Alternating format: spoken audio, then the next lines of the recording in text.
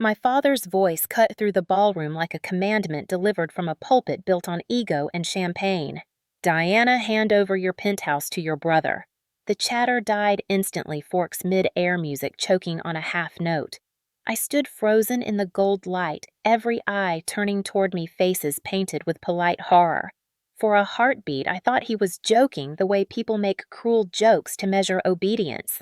But then he took a step closer, his jaw tight, his breath sour with whiskey, and the world narrowed into the space between us. My mother's pearls shimmered in the corner of my vision, her smile frozen like porcelain. I opened my mouth to speak, but his hand moved faster than sound. The slap cracked across my face like thunder in a marble hall. My head snapped to the side, the sting instant, and hot, the taste of metal blooming on my tongue. Gasps rippled through the crowd. Someone dropped a glass and it shattered against the floor like punctuation. For a second, I could hear only the ringing in my ears and the thud of my pulse. The string quartet faltered, bows suspended midair. My father stood tall, chest heaving, the embodiment of self-righteous violence.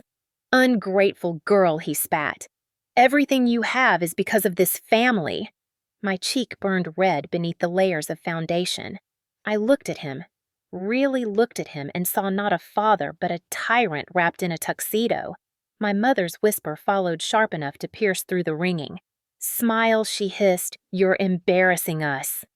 I smiled, not because I wanted to, but because control was the only weapon left that wouldn't be confiscated. Around us, guests exchanged glances that said they'd pretend this never happened by morning. The chandelier flickered the light bending across crystal like judgment. My brother Carlos, still in his tailored suit, shifted uncomfortably, eyes darting between us, but said nothing. His bride Vanessa placed a manicured hand on his arm, whispering something that made him nod, relieved he wasn't the target. I straightened my spine, lifted my glass, and met my father's stare. The corner of my mouth twitched upward, calm and deliberate. "Thank you for the reminder," I said softly. "It's good to know where we stand." The air tightened again, a collective inhale. My mother's fingers tightened around her clutch, her knuckles white. My father blinked, thrown off by my composure. For a moment he looked uncertain, like he'd expected me to cry, to beg to apologize. But I just stood there, my cheek flaming and my eyes clear. The photographer lowered his camera, unwilling to capture the fracture of a dynasty. The band started again, awkward and off-tempo, as if sound could erase what had just happened. I turned, walked toward the exit, the room parting like a sea of silence. My heels clicked against the marble, steady, defiant. I could feel their eyes follow me, but I didn't look back. Every step was a declaration. They thought the slap was an ending, a punishment, a lesson in submission. What they didn't realize was that it was evidence exhibit A in a case I hadn't yet filed. The sting on my cheek was temporary, the memory admissible. By the time the doors closed behind me, the noise of the party had already faded into irrelevance. I touched my face once gently, not in pain, but in acknowledgement. That night, they didn't just slap their daughter. They created their biggest mistake. Before I tell you what I did after that night, take a breath with me. Hit. Tell me what city you're watching from, because stories like this aren't about wealth or titles. They're about boundaries, the kind that get tested in front of 200 witnesses and a chandelier. The next morning, I looked at my reflection and saw more than a bruise. I saw documentation. I saw the first entry in a file I hadn't named yet. Every humiliation, every command disguised as love, every bruise invisible under silk sleeves, they were all part of a pattern I had mistaken for family. My father believed in control, my mother believed in image, and my brother believed he deserved both. They taught me obedience by calling it loyalty, sacrifice by calling it love. But something in me shifted under that slap. Not rage clarity. I wasn't going to shout, cry, or beg for peace. I was going to build my case, quietly, thoroughly, like I built everything else in my life, from code to confidence. Before, I used to think my silence protected peace. Now I know silence only protects the abuser. This time I would document everything. This time I'd make sure the truth had receipts. From the outside, the Brooks family looked like stability sculpted into a photo frame. My father, Edward Brooks, the real estate magnate with a handshake that could close deals and a temper that could open wounds. My mother Helen, immaculate in pearls, whose voice could sweeten poison and call it manners. My brother Carlos, the golden child who never finished what he started but was always celebrated for trying. And then there was me, Diana, the daughter who learned early that competence didn't earn affection, only expectation. Growing up, our house was a performance.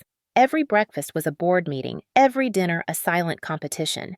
My father's love came as approval ratings, my mother's affection as backhanded compliments. When I was 15, I won a state tech scholarship. My father didn't congratulate me, he asked if it would look good on his company's annual report. At 16, when I stayed out late studying, he locked me out for the night to teach me accountability. I slept in the car, the engine off the cold, crawling into my bones like a lesson. My mother brought me a blanket the next morning, whispering, "You should have just done what he asked." That sentence became the anthem of my childhood. Obey, endure, disappear. My father believed pain built character. He called his punishments corrections. My mother called them discipline. I called them what they were, control disguised as love. When I turned 20, I packed 2 suitcases, a laptop, and a spine I didn't know I had and left home. No safety net, no allowance, no good luck. Just a promise to myself I would never ask them for help again. I lived on instant noodles, freelanced for startups that paid in exposure, and coded until my wrists ached. I watched Carlos post photos from Cabo funded by Dad's business loans. My father said it was an investment in his future. When I finally bought my own penthouse 10 years later, with every sleepless night stitched into its marble floors, my father called it excessive. My mother said it's too big for one person. I should have heard the foreshadowing in her tone. They weren't admiring me, they were assessing the property. When I stopped visiting, my mother began sending messages through guilt. "You're still part of this family," she'd say. "Carlos could use a little guidance. You've always been so good at managing things. Managing, fixing, rescuing, that was my unpaid job. I spent years performing emotional triage for people who mistook me for a resource. The longer I succeeded, the more invisible I became. Success didn't earn me respect. It confirmed their expectation that I'd always carry their failures. Looking back, every smile at a family dinner was a trap disguised as unity. Every "we're proud of you" was a prelude to "we need a favor." My father's hand that slapped me at the wedding was the same one that used to pat my head after insults, the same that signed checks for my brother and debts for me. That slap wasn't spontaneous, it was tradition. The Brooks way of reminding me that obedience was inherited, not earned. But I wasn't the same daughter who once flinched at his voice. This time, I wasn't going to react. I was going to record. The wedding was not just an event. It was a public relations miracle my parents had been crafting for months. Edward Brooks was desperate to restore his reputation after a quiet lawsuit he had settled the previous year. And what better way to reintroduce the Brooks family to polite society than a lavish ceremony under chandeliers and crystal laughter? Helen orchestrated every detail as if perfection could erase dysfunction. The invitations read, "A celebration of legacy and love," but every flower arrangement whispered debt. Every smile concealed a transaction. I arrived late on purpose, wearing a black satin dress, while every other woman shimmered in pastel. My mother's eyes narrowed when she saw me. "You look like you're attending a funeral," she muttered. "Maybe I am," I said. My brother Carlos played the role of the charming heir effortlessly. He walked through the ballroom as if it were his birthright, shaking hands with people whose names he didn't know, bragging about startups that never existed. Vanessa. His bride was luminous in an influencer kind of way. Perfect lighting, perfect posture, a smile that didn't quite reach her eyes. She hugged me for the cameras and whispered, "You really didn't need to outshine me tonight." I smiled politely, knowing that politeness was its own form of war. My mother paraded me around like proof of balance. Our daughter, the software architect, she announced, her voice drenched in artificial sweetness. The men nodded with vague admiration, the women smiled with practiced warmth, and I stood there like a trophy she didn't quite know where to display. Dinner was a tableau of hypocrisy, clinking glasses, toasts to family values, and laughter that sounded rehearsed.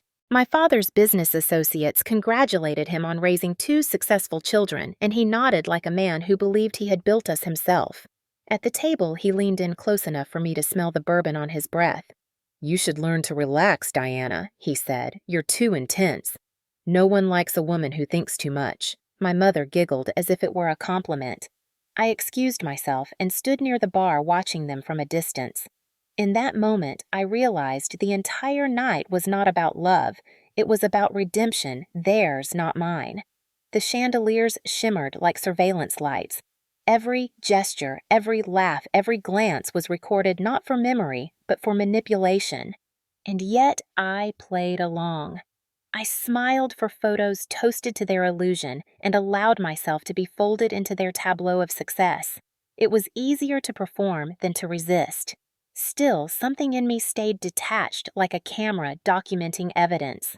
I noticed how my father's hand lingered on the waiter's shoulder when he demanded refills, how my mother's compliments always contained a blade, how Carlos accepted every praise meant for me with the ease of entitlement. Vanessa leaned against him whispering about honeymoons and home decor, her eyes scanning the room for envy.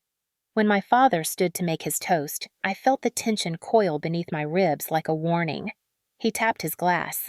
The microphone squealed and he smiled that politician's smile that had fooled investors and friends alike. I watched him raise his glass high, his ring flashing under the light. The room hushed, expectant. To family, he set his gaze locking on me. To loyalty. To knowing your place. My stomach tightened. My mother's eyes glimmered with anticipation, my brother's grin widened. I didn't know it yet, but that was the moment before impact, the breath before the storm. They called it a wedding toast. I would later call it Exhibit B. My father's voice boomed through the microphone, thick with pride and bourbon. "Tonight we celebrate unity," he said, the chandelier light trembling in his glass of champagne. "And as we welcome Vanessa into the family, I want to honor the one who made this day possible, my daughter Diana." For half a second, warmth flickered in my chest. Then his tone shifted and the room's temperature seemed to drop. "She's always been successful, but success means nothing without sacrifice. That's why she's agreed to give her penthouse to her brother and his new wife." The ballroom froze. The orchestra missed a note. My fingers tightened around the stem of my glass. I hadn't agreed to anything. My mother smiled wide enough to split her lipstick. Carlos grinned as if this was his coronation. Vanessa gasped softly, feigning surprise, then looked at me like a woman appraising real estate. I set my glass down carefully, afraid my shaking hands would expose me. "Dad," I said, low, calm. "That's not true." He laughed loud enough to echo off the marble. "Don't be dramatic. You're single, you don't need that kind of space. Family helps family." The crowd watched, polite smiles twitching, waiting to see if this was theater or tragedy. "Edward," my mother said lightly, her hand on his arm. "Don't make a scene." "I'm not," he barked, and then his hand struck before anyone could process it. The sound was obscene in its clarity. The sting radiated down my neck through my chest, a sharp reminder that power didn't always roar. It sometimes slapped. Gasps spread like wildfire. Vanessa's mouth fell open. Carlos stared half horrified, half proud. My father pointed at me, eyes bloodshot. "That's for talking back." I didn't touch my face. I didn't move. Every instinct screamed to run, to scream, to fight, but I stood still. The violinists had stopped playing. Someone whispered, "Is she okay?" My mother's whisper came next a hiss through gritted teeth. "You've humiliated us." Her voice cut deeper than his hand. I smiled, slow and cold, every muscle deliberate. "No," I said softly. "You just did." A murmur rolled through the crowd like thunder far away. My father's chest heaved. "Go home," he ordered. "You've embarrassed yourself enough." I turned to the guests, investors, neighbors, family, friends, all pretending to check their phones, unwilling to meet my eyes. "Thank you for your concern," I said, each word precise. "I'll take it from here." Then I walked toward the exit, the sound of my heels sharp and clean against the marble. My mother called after me, her tone syrupy again. "Diana, don't be childish." I didn't look back. The hotel doors opened, letting in the night air, cold, honest, unscripted. Outside, the city lights shimmered like distant witnesses. I exhaled, touched my cheek, and felt the heat still pulsing there. In the reflection of the glass doors, I saw what they didn't. I wasn't broken. I was awake. The slap wasn't a loss of dignity. It was documentation. And as the ballroom behind me erupted into awkward laughter and whispered damage control, I realized something crucial. What happened tonight wouldn't be forgotten. Not because I'd forgive them, but because I'd record it. They wanted a spectacle.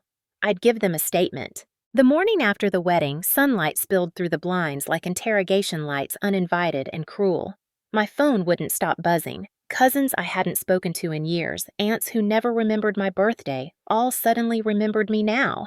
"He's still your father," one message read.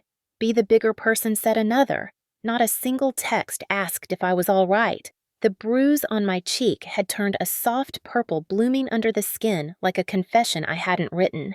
I stared at it in the mirror, tracing the outline of his fingers. The world outside was moving on, traffic humming. City breathing life, indifferent, but I wasn't. I was suspended in that moment between impact and understanding. Then Carlos called. I didn't answer. He texted instead. "You really ruined everything." "Vanessa's furious. Mom says you owe Dad an apology." I stared at the screen until the words blurred. Oh, the word burned hotter than the slap. I owed them nothing. My entire adulthood had been a payment plan for their pride. I blocked his number. 10 minutes later, my mother's name flashed on the screen. I let it ring. She left a voicemail in her carefully measured tone. "Sweetheart, don't let one mistake destroy everything. Your father loves you. He just lost his temper. You know how men are." Her voice softened on cue. "If you just hand over the keys, we can put this behind us." Behind us like it was dirt to be swept under her expensive rug. I replayed the message once, then deleted it. The silence afterward felt heavy, almost peaceful. That peace lasted until the family group chat exploded. Photos of Carlos and Vanessa smiling in front of a furniture store. Captions like, "Future home." My name tagged beneath. My aunt's comment read, "Diana, that's so generous of you." I closed the app, sat in the dark, and listened to the hum of the refrigerator. It sounded steadier than my heartbeat. That night, I poured water into a wine glass and sat by the window. The city glittered below, indifferent and alive. I thought about every time I had apologized for things I didn't do, every time I had folded myself small enough to fit inside their version of love. I remembered my father's favorite saying, "Discipline builds character," and realized he had never built mine. He had just tested it. When midnight came, I wrote 3 sentences in my journal. "They will not gaslight me again. They will not rewrite this. This is the last time they touch my life without consequence." I closed the book and turned off the light. For the first time in years, I slept without fear of missing their calls. The next morning, I woke up lighter, but the silence around me wasn't empty. It was loading. Something was coming. 3 days later, I heard the knock before I saw the faces that would confirm every suspicion I'd written in my journal. It was mid-morning, and I was still in my robe, coffee in hand, the city stretching awake beneath my penthouse windows. When I opened the door, Carlos stood there with his usual arrogance disguised as casual charm, a paper cup of coffee in one hand. Beside him, Vanessa was radiant in white jeans and sunglasses, holding a measuring tape like it was a crown. "We just need a few minutes," Carlos said breezily, stepping forward without waiting for permission. For what I asked, though, the answer was already forming like acid at the back of my throat. Vanessa smiled, that thin influencer smile, the kind that doesn't reach the eyes. "For our furniture," she said. "Mom said you agreed." I laughed once, a sound short and sharp enough to slice through their delusion. "Agreed to what?" "To us moving in after the honeymoon," Carlos said. His tone was the same one Dad used in business meetings, final, unquestionable. Vanessa's eyes sparkled as she scanned the room. "Wow," she breathed. "It's even bigger than I imagined. We might knock down a wall here." More open concept. The absurdity of it hit me like a slow wave. They were serious. They were planning a life inside the home I built from sleepless nights and uncashed paychecks, and they thought my silence would buy them permission. "Get out," I said quietly. Vanessa blinked. "What?" "Get out." Carlos rolled his eyes. Don't make this harder than it has to be, Diana. You're single. You don't need this much space. The audacity in his voice wasn't confidence, it was inheritance. He had absorbed every lesson our father taught. Take, justify, repeat. Carlos, I said, my tone flat, controlled. If you don't leave in 10 seconds, I'll call security, and they don't knock twice. His smirk faltered. Vanessa scoffed, muttering something about drama. They backed out slowly, her heels clicking on the marble, the sound small compared to the echo of my heartbeat. When the door closed, the click of the lock sounded like a verdict. I leaned against it for a moment, exhaling the fury I refused to display. The air was still thick with their perfumed synthetic sweetness covering decay. My phone buzzed before I moved away from the door. A new notification group chat created Diana's Penthouse transfer. 12 members. The first message was a photo of paint swatches. The second from my mother, Carlos and Vanessa moving date confirmed 2 weeks. I stared at the screen until the words blurred into noise. My coffee had gone cold in my hand. Then I typed back, "This isn't happening." Seconds later, my phone rang. My father's name lit the screen. I answered this time. His voice erupted through the speaker before I could speak. "You ungrateful brat! After everything we've done for you, you can't give your brother a place to start his family." I waited until he ran out of breath. "What exactly have you done for me?" I asked, calm as steel. Silence. Then the line went dead. I stood there for a long time, staring at the city skyline. Rain clouds were gathering in the distance, heavy and deliberate.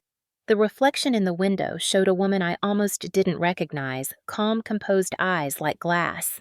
The daughter he used to silence had been replaced by someone who documented, someone who built systems for a living and was about to build one for justice. That night, thunder rolled over the skyline like a slow verdict, distant but inevitable.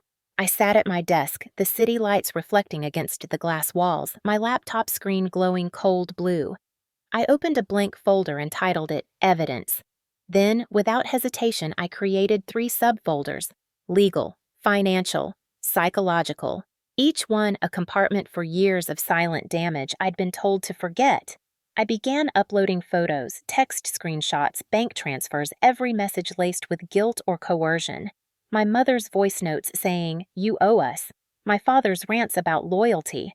Carlos's entitled requests for money to help the family. As each file filled the screen, I felt lighter, as though I was transferring pain into data. My fingers trembled, but not from fear clarity. I realized I'd spent my life confusing endurance with love, silence with loyalty. My family had never wanted a daughter. They wanted ownership. My achievements were their collateral, my obedience, their proof of control. That night, I refused to be their asset any longer. I remembered my father's words. "Everything you have is because of this family." He was wrong. Everything they still had was because of me. My rent money had paid their credit cards. My quiet apologies had protected their image. My restraint had built their illusion of order. I had enabled their dysfunction under the guise of respect. No more. I picked up my phone and called Jasmine Patel, my best friend from university, and now a lawyer specializing in family and corporate abuse cases. When she answered, her voice was calm but sharp, the way it always was when she smelled injustice. "Tell me everything she said." I did, from the slap to the group chat to the threats.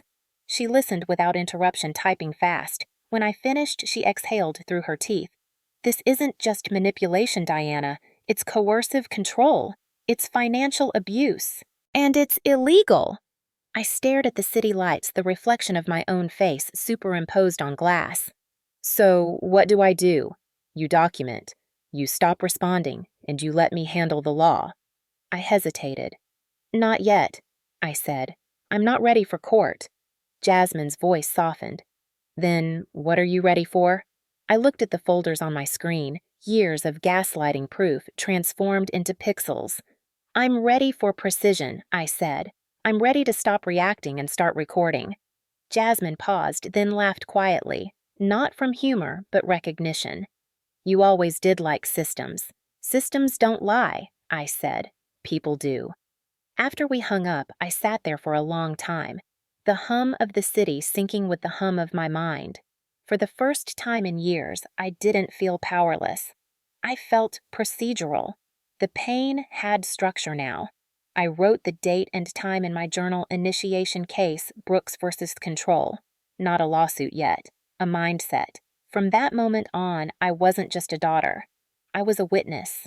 And witnesses keep records. By the next morning, the decision had settled in me like steel cooling after the forge. I wasn't alone anymore, not in the way they'd trained me to be. Jasmine called at dawn.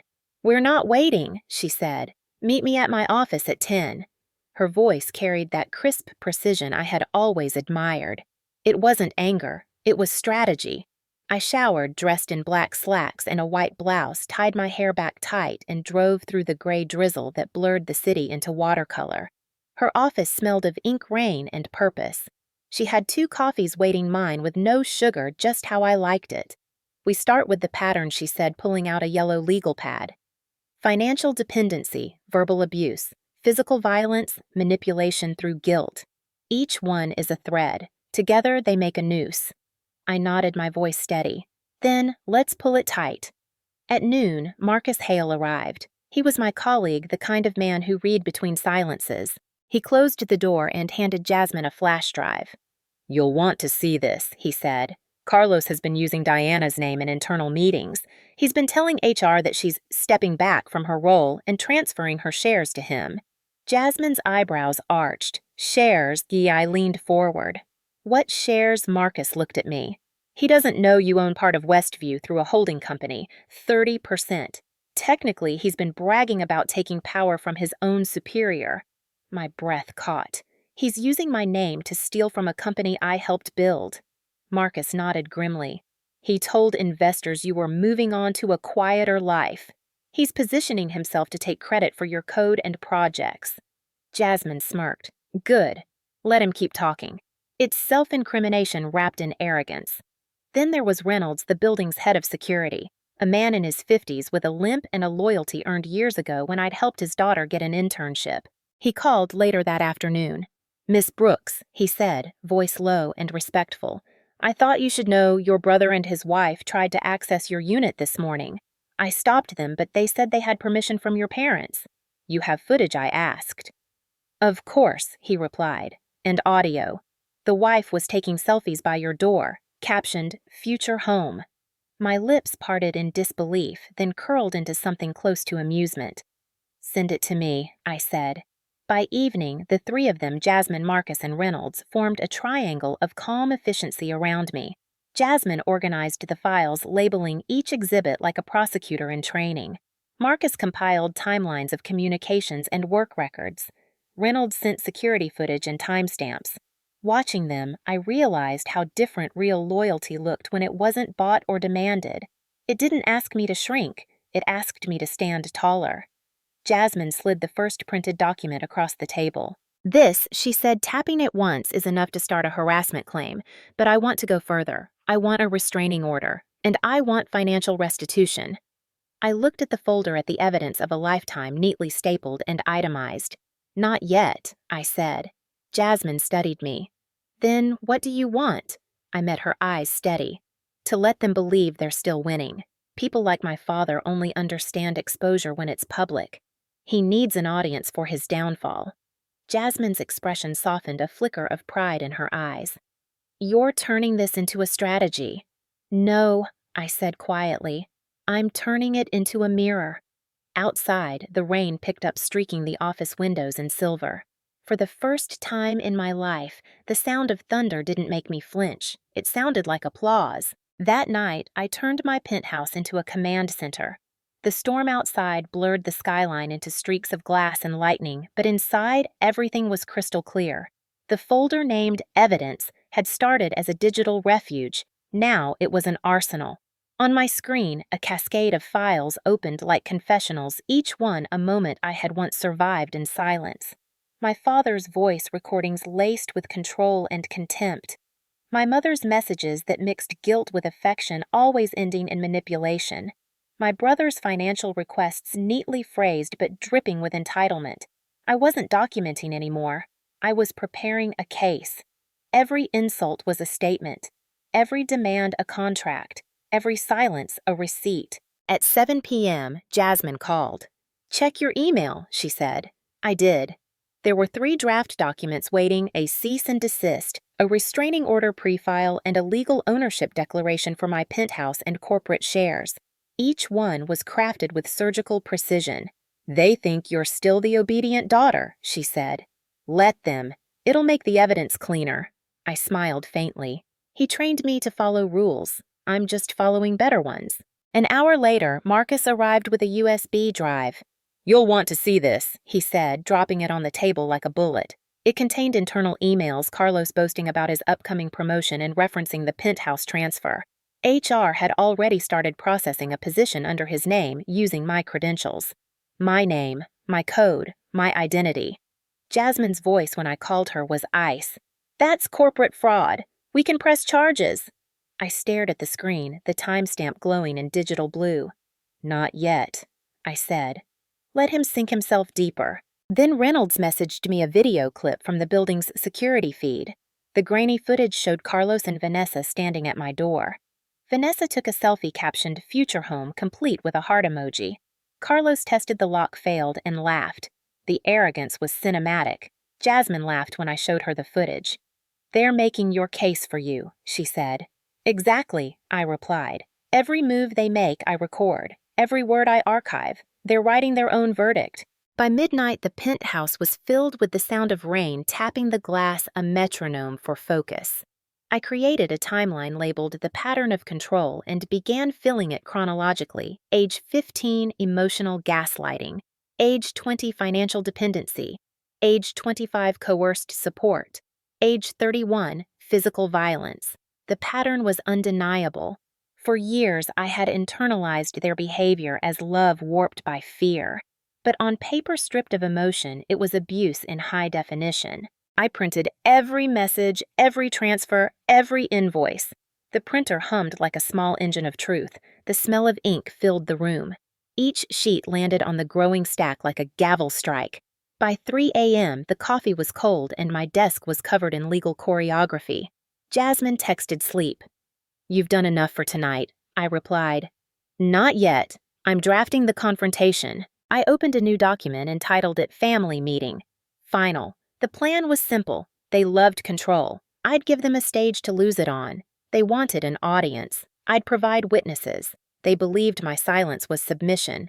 I'd turn it into evidence. I wrote each step with precision, invite them a record everything. Reveal ownership, expose the lies, serve the papers. When I was done, I sat back, the glow of the city reflecting on the windows like 1,000 verdicts waiting to be read. The rain softened to a whisper. The storm had passed outside, but inside it had just begun. My father once told me discipline built character. He was right. He just never imagined mine would be used against him. Friday night came wrapped in thunder.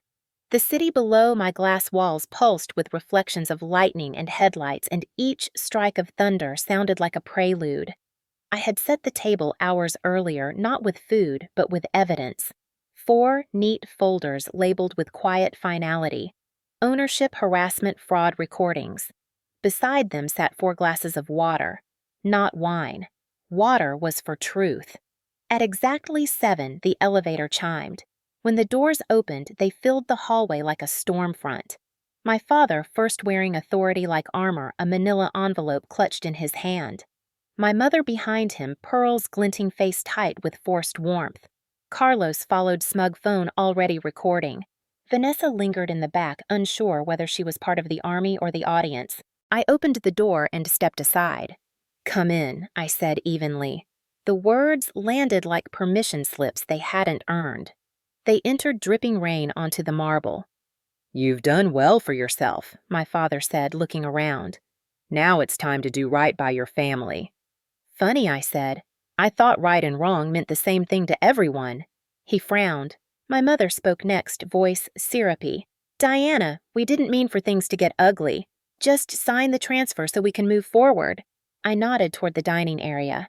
"Of course. Why don't we sit?" As they settled, Jasmine, Marcus, and Reynolds emerged from the adjacent room, silent, professional, poised. My father's jaw tightened. "Who are they?" he demanded. "Witnesses," I said simply. The air changed. He glanced at the folders, irritation flickering into unease. "This isn't necessary," my mother said, her voice trembling between charm and threat. I slid the first folder across the table. "Ownership," I said.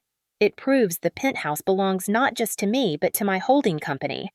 I also own 30% of Westview, the company that employs your son." Carlos laughed too loud, too forced.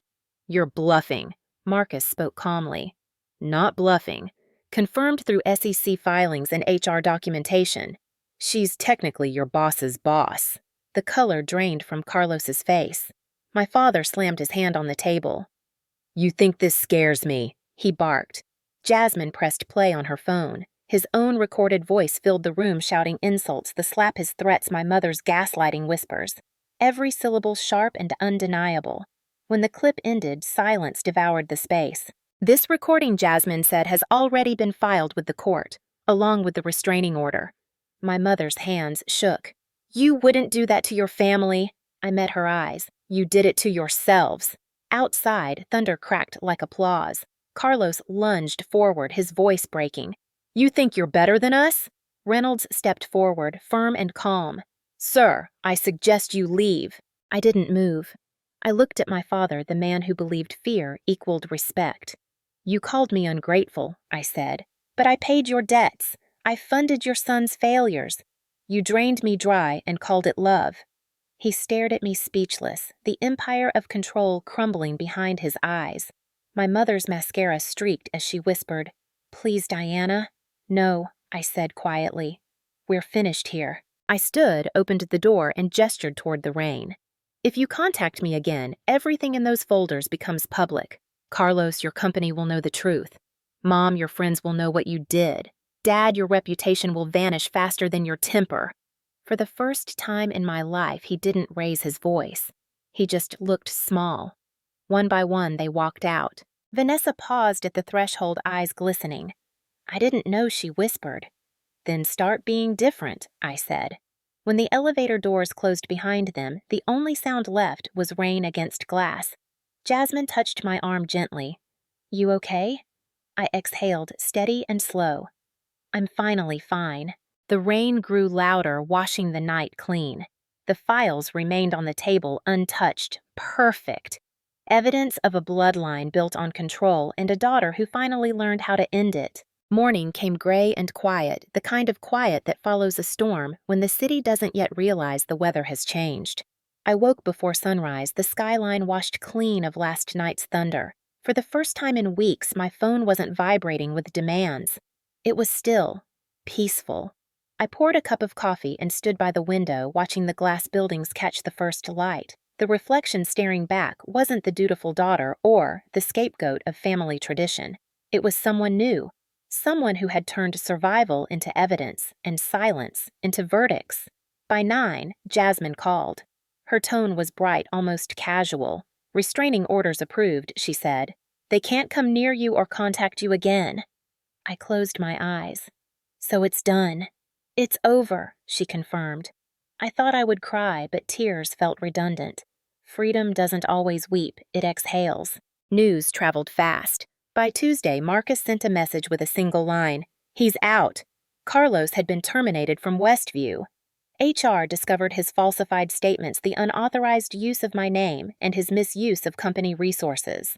They escorted him out of the building at noon, his ID badge disabled before he reached the elevator. The footage made its way to me through a sympathetic colleague.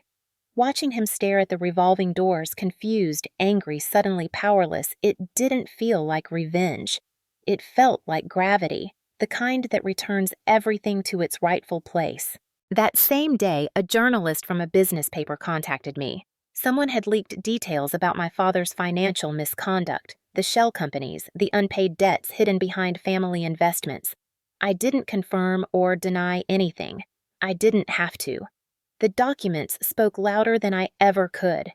Within 48 hours, Edward Brooks's company lost 2 major investors. His public statement blamed a coordinated smear campaign, but the court filings Jasmine had prepared told a cleaner story: embezzlement, coercion, and falsified ledgers. The Attorney General's office picked it up as an inquiry. My mother, always the curator of illusion, became a ghost. Friends stopped calling when whispers turned into headlines. Her charity board replaced her temporarily.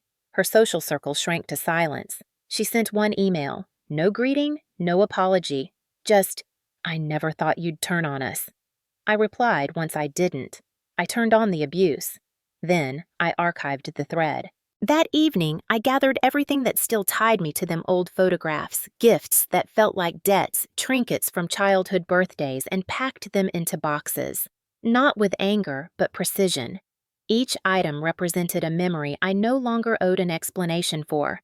I carried the boxes to the recycling room myself. When the lid shut, I didn't look back. The next morning, sunlight spilled through the windows, and for the first time, it didn't feel invasive. I opened the balcony door, let the city air in, and felt something I hadn't in years: space. Actual, physical, emotional space. I made breakfast, played music low, and laughed quietly at the absurdity of it all. Justice didn't arrive like a parade. It arrived like oxygen, slow and invisible, replacing the air I used to choke on. By Friday, Jasmine and I met for coffee. She smiled as she slid a small folder toward me. "Financial restitution agreement," she said. "Given their assets, you'll recover more than you ever loaned them. Not that you need it." I looked down at the document, then back at her. "I don't want the money." "Then we'll direct it somewhere useful," she said, already knowing what I was thinking. "A Fund A fund," I confirmed. As I signed, the pen didn't shake. It moved with the calm precision of someone who had rebuilt her life not from rage, but from record-keeping. Jasmine leaned back. "You realize what you did, right? You turned a dynasty into a deposition." I smiled. "No," I said, folding the papers neatly. "I just stopped lying for them." That night, as the city lights blinked awake, I poured myself a glass of wine for the first time since the wedding. I raised it toward the window, toward my reflection. To evidence, I whispered. And to peace. Outside, the rain returned softer this time. Not punishment, but release. The storm had done its work. The aftermath was justice.